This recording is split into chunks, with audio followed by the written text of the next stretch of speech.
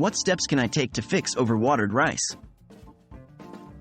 Hello, culinary enthusiasts. Today we're tackling a common kitchen mishap: overwatered rice. Don't worry, we've all been there. But with a few simple tricks, you can save your rice and enjoy a perfect dish. How can I tell if my rice is overwatered? When you find your rice is mushy, clumpy, or extremely wet, it's likely you've added too much water.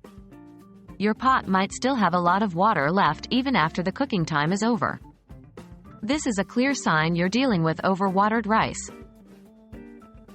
What should I do immediately? Once you've determined that your rice is overwatered, immediately drain any excess water.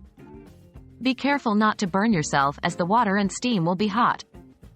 After you've drained the excess water, spread the rice out on a baking sheet. This will allow the rice to lose some of its moisture through evaporation.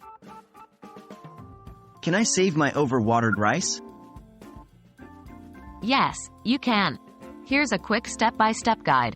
1. Preheat your oven to a low temperature, around 150 degrees Fahrenheit, 65 degrees Celsius. This low temperature will help the rice lose its moisture without making it crunchy or toasted. 2. Spread out the overwatered rice on a baking sheet. The thinner the layer, the better it will dry out. 3. Bake the rice in the preheated oven for about 10 to 15 minutes. Check it regularly to prevent it from drying out too much. Once it has reached your preferred consistency, remove it from the oven. Remember, this method may not restore the ideal texture of perfectly cooked rice, but it will significantly improve the consistency of overwatered rice. And there you have it. You've just learned how to save overwatered rice. Remember, the key is to act fast, drain excess water, and use your oven to gently dehydrate the rice. We hope this guide helps you avoid future rice cooking mishaps. Until next time, happy cooking!